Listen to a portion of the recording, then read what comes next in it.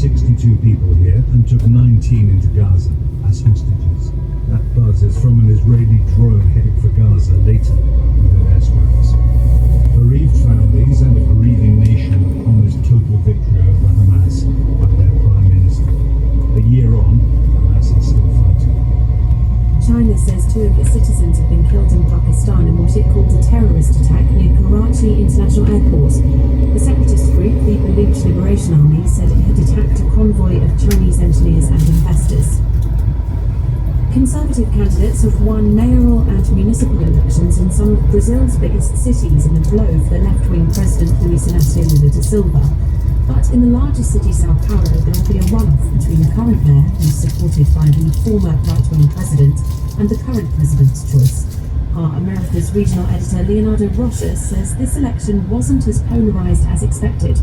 In Rio, for example, you had a mayor who was very popular. He was mayor at the time of the Olympics in Rio, and he was re-elected easily. In Salvador, you had a right-wing mayor re-elected. In further north in Recife, you had a left-wing mayor elected. So that was the case in many places, but in some key battlegrounds, like the most evident cases like the city of São Paulo, because it's the largest city, that wasn't the case. It's been a very polarized election, and that will be the case in the second round. It's going to run out. You're listening to the World News from the BBC. State television in Tunisia says exit polls from Sunday's presidential election suggest a clear win for the incumbent Kais Saied. The campaign was marked by the barring of many opposition candidates. One was jailed days before the vote. According to official media, President Saied is on course to win nearly 90%. Just over a quarter of registered voters cast their ballots. Saudi Arabia's king has been admitted to hospital for medical tests. According to an official statement, King Salman bin Abdulaziz Al Saud, who's 88, is suffering from a lung infection, which has been in poor health for some time. A study of people in their 50s and 60s in Western countries has found they're at greater risk of chronic illness and disability than the previous generation. Researchers examined data from more than 100,000 people in the United States and Europe. They found they were more likely to suffer from conditions including obesity, diabetes, high cholesterol and heart problems than their predecessors born before the end of the Second World War. A woman in England who spent nearly half a century wondering why an application for her dream job was never answered has finally found out why. Tixie Hodson, who's now 70, applied to be a stunt motorcycle rider in 1976. Her original application has just been posted back to her with a handwritten note explaining it had been lost at a sorting office. She says she's delighted to finally know what happened. I just couldn't believe it. My first thought was, how on earth did they find me? But it was just so amazing. It puts me right back to remembering where I was sitting down 50 years ago. I can't really remember it. I remember writing a letter, being so excited because I was sure so long as they did think I was a male, I might get a hope of a stunt riding position. But I didn't realise that. As a snake handler, horse whisperer and aerobatic pilot. And that's the latest BBC News.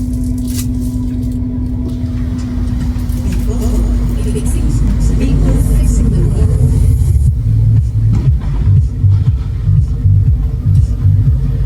I'm Myra Anidi, and this is People Fixing the World from the BBC World Service, a program that focuses on solving some of the biggest problems we face.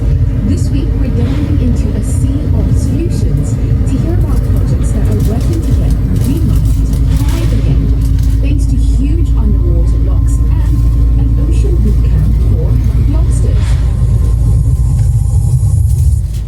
Now, around 70% of the Earth's surface is covered in water, and the seas and oceans are critical to the health of our planet.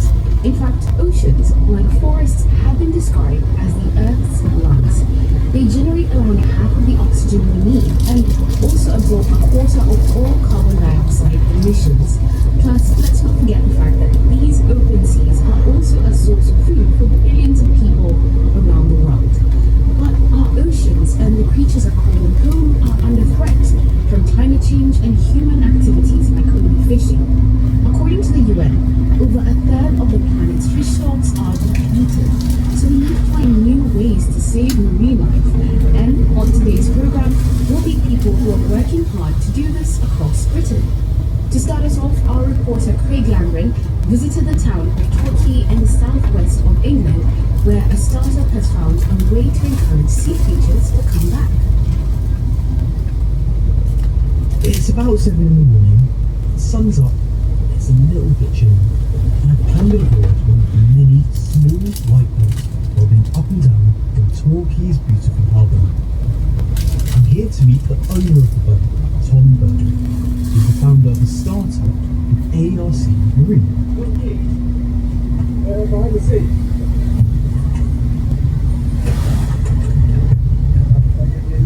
Tom's invited me for a ride out into the English Channel, which separates southern England from France. This narrow strip of sea used to be teeming with marine life such as cod, scallops and oysters. But in recent years, overfishing, and particularly trawling, has led to a massive reduction in biodiversity, as well as degrading the underwater way which the fish and other marine life call home. We're also joined aboard by marine scientist James Murphy. So historically, I think the biggest damage that has been done to the sea floor is through kind of bottom trawling. And once a trawler's kind of gone through, that area is it's just like taking a rake across the garden. It was whilst working as commercial divers that Tom and James witnessed this destruction firsthand. Seeing trawl marks on the seabed, thinking, what can we physically do about it? How can we physically restore what's been lost? And that's what the journey for the past 8 years has been. And one of the things that we wanted to do was enable marine life to re-establish itself. Tom heads into the cabin and comes back holding what looks like a small grey concrete block with a large hole in the middle. So this is a reef cube, and as you can tell, if I told you that was concrete, you would believe me, right? Oh yeah, absolutely. Yeah, it's rough to the touch, so I'm running my finger along it and it feels rough, almost like sandpaper. That's right. And so we've got these little pitted holes and grooves and niches and stuff here, which seems to be good. So what we've done is we've engineered the reef cube to be as close to what an actual reef could do in terms of functionality. And so what James and the other scientists do is they develop certain surface textures, certain size holes, certain passageways. Reefs provide a natural habitat for the sea animals, and Tom and James's crafty plan is to trick the sea life into thinking their grey cubes are a bona fide reef that can do the same job. And they do that by replicating the nooks, crannies and crevices of a reef. The cube Tom's showing me has already had a little dip in the sea. There are loads of little sea stones or seashells embedded into the structure of the cube. Yeah, absolutely, and that's showing you how close the marine life bonds to it. So you can see here, you've got like barnacle there, and tube worm here, and then you've got there, which is a bivalve mollusk. That was probably either an oyster or a mussel. And so once it binds to the concrete, even after scraping, we couldn't get all of it off. And you look at that barnacle is basically attached to the rock. And then it's got a small hole sort of in the middle on all 6 sides. I presume those holes allow smaller fish and different kind of organisms to pass through. That's exactly it, yeah. The reef cube might look like a regular block of concrete, but it's made out of recycled sand and stone, and bound together with a natural resin which is more eco-friendly than regular cement. We still refer to it as concrete, so people can relate to it and understand what to expect. And we also make it locally. So we've got like a 98% recycled content value, and that's because we're using the waste from the granite industries and the clay industries down in Cornwall. 20 minutes or so into our voyage, we come to a stop. This is Tom and James's test site, and directly below us there are more than 400 reef cubes. They're using something called an ROV, or remotely operated vehicle, which is sort of like an underwater drone with a camera attached to the front, to check whether their reef cubes are actually helping to improve